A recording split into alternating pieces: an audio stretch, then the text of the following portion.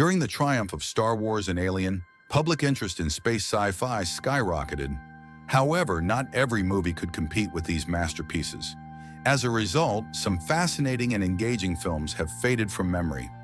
Let's take a look back and see what the 1980s dreamed of beyond lightsabers. A sci-fi thriller about a robot and astronauts, starring Kirk Douglas, Harvey Keitel, and Farrah Fawcett. Saturn III had all the makings of a potential hit in a genre classic. Yet, do you remember the film? Probably not. It's a textbook example of how a poor choice of director can ruin a brilliant concept. Directed by Stanley Donen, a master of musicals and comedies, the film about a cyborg stalking a woman didn't quite work.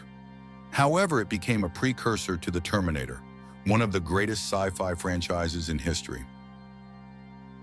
In several European countries, the Hollywood sci-fi film Battle Beyond the Stars was released under the title Seven Samurai in Space. And it's not without reason. Its plot shamelessly copies Akira Kurosawa's famous film. The story, set in a far, far away galaxy, revolves around a villain threatening to destroy a humble planet, which is then defended by a group of space outcasts and intergalactic mercenaries of all kinds. It sounds intriguing, but Roger Corman is no Kurosawa and not even George Lucas. He just couldn't create a saga. Another film from Roger Corman's extensive filmography, this time inspired not by Seven Samurai, but by Alien. The story takes place on a distant planet where communication with colonists has been lost. A rescue team is sent to investigate and discovers an ancient structure built by an unknown civilization, hiding terrifying secrets. Sci-fi fans may find the film interesting primarily because it features James Cameron as the production designer and second director, future genre legend. It might not be entirely fair to call David Lynch's Dune little known, as it certainly has its own fans, but it would be great if more viewers revisited this 1984 film. The incredible world, where interstellar ships are piloted through drug-induced dreams and the deserts of distant planets are inhabited by giant worms, is truly captivating. While Lynch strayed quite far from the original book, his film is still worthy of attention and praise. It's hard to take The Ice Pirates, directed by Stuart Raffle in 1984, too seriously. It's clearly a parody of the popular Star Wars and Mad Max films of the time.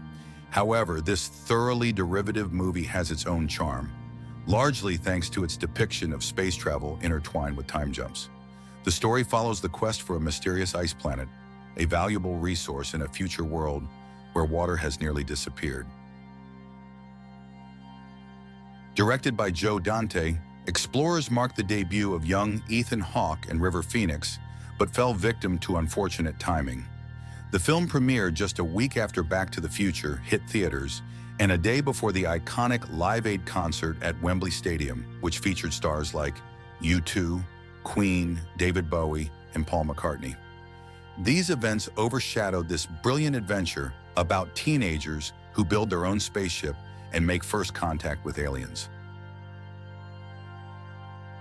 Tobe Hooper's sci-fi horror Life Force was a box office disaster upon release, but later gained cult status, appealing to both fans of space adventures and vampire thrillers.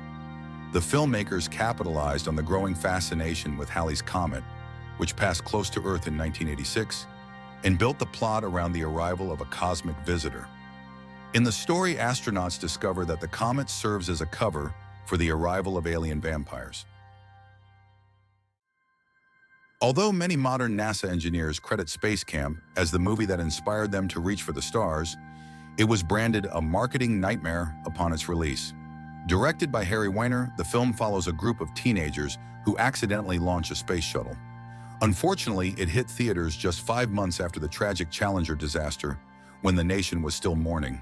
The timing doomed the film at the box office, but it remains an inspiring and well-crafted story.